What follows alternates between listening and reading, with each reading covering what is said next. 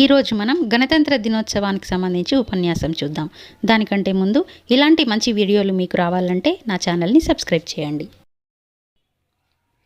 ముందుగా నాకు విద్యాబుద్ధులు నేర్పి నాలోని భయాన్ని పోగొట్టి నా సామర్థ్యాన్ని నాకు తెలియజేసి మీ ముందు ఇలా మాట్లాడగలిగే స్తోమతను నాకు కలుగజేసిన మా గురువులందరికీ వందనాలు. మనకు 1947 ఆగస్టు 15న స్వాతంత్రం వచ్చింది. దేశ ప్రజలకు స్వేచ్ఛ వచ్చింది. చేతికి పరిపాలన వచ్చింది. కానీ పరిపాలనలో ప్రాబ్లం వచ్చింది. దానికి గాను రాజ్యాంగాన్ని రూపొందించే అవసరం వచ్చింది. కొంతమంది మేధావులకు పిలుపు వచ్చింది. రాజ్యాంగం రాయడానికి అనుమతి వచ్చింది. రాజ్యాంగం రాయడానికి అంబేద్కర్ గారికి అవకాశం వచ్చింది. 29/8/1947లో కమిటీ ఏర్పాటైంది. 26/11/1949లో ఆమోదం పొందింది. 26/1/1950లో అమలులోకి వచ్చింది. రాజ్యాంగ రచనకు 2 సంవత్సరాల 11 నెలల 18 రోజుల సమయం పట్టింది. ఆ తర్వాత గణతంత్ర దినోత్సవం వచ్చింది. కానీ కొంతకాలానికి డెవలప్మెంట్ పోయింది. మనిషికి మమకారం పోయింది. చేతికి వచ్చే సంపాదన పోయింది. పరిపాలనలో పరిపక్వత పోయింది. తిరిగి సగం సంపద, సగం స్వాతంత్రం మళ్ళీ పోయింది. కారణం భారతదేశంలో ఒక భయంకరమైన శక్తి ఆవిర్భవించడం.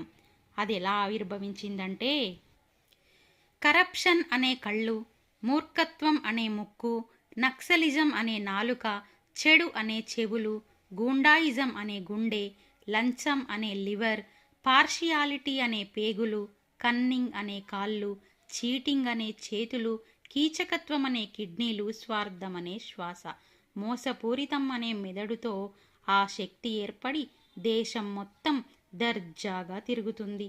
ఫలితంగా దేశంలో అవినీతి అధికమైంది. లంచం లెక్కకు మించింది. హింస హద్దులు దాటింది. స్వార్థం చాలా పెరిగిపోయింది. దేశద్రోహం అనే ద్వేషపు దేహం స్వాహా చేయడం అనే శాలువా కప్పుకుని, హింస అనే ఇంటిలో, కరప్షన్ అనే కుర్చీలో కాలు మీద కాలేసుకుని కూర్చోవడం వల్ల మన భారతదేశం బాగుపడడంలో వెనుకబడింది. ఈ శక్తులన్నీ శక్తిహీనమైతేనే మన భారతదేశం శక్తివంతమవుతుంది. అదంతా మన చేతుల్లోనే ఉంది. ఎందుకంటే భావి భారత పౌరులం మనం, నవభారత నిర్మాతలం మనం, భారతమాత ముద్దుబిడ్డలం మనం, భావితరానికి వారసులం మనం, ఉత్సాహాన్నిచ్చే ఉత్తేజం మనం, ఉరకలు వేసే ప్రోత్సాహం మనం, అభివృద్ధికి నిచ్చెన మనం, మనకెప్పుడూ తోడుంటారు జనం. కాబట్టి మనం అనుకుంటే అభివృద్ధి చెందడం, మనం తలుచుకుంటే తలసరి ఆదాయం పెరగడం, మనం శాసిస్తే అవినీతి చావడం ఖాయం. దీనికి మనం చేసేది ఒకటే, కలెక్టర్ అయ్యి కరప్షన్ కంటికి కనబడకుండా చేయడం, లాయర్ అయ్యి లంచం లేకుండా చేయడం, ఉపాధ్యాయులై ఊర్లను ఉద్ధరించడం, ప్రభుత్వ అధికారులై అవినీతిని అంతం చేయడం. మనం కరెక్ట్గా ఉండి కరప్ట్ లేని కంట్రీని ప్రతి కంటికి చూపిద్దాం. నవభారత నాణ్యతను నలుదిక్కులా నడిపిద్దాం.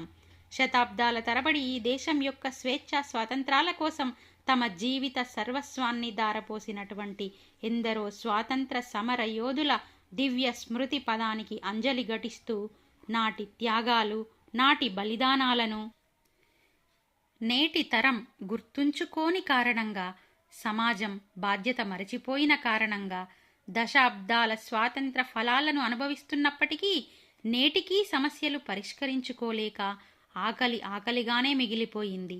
విద్య అవిద్యగానే మిగిలిపోయింది. అశాంతితో, అనారోగ్యంతో, అభద్రతతో దేశం బాధపడుతుంది.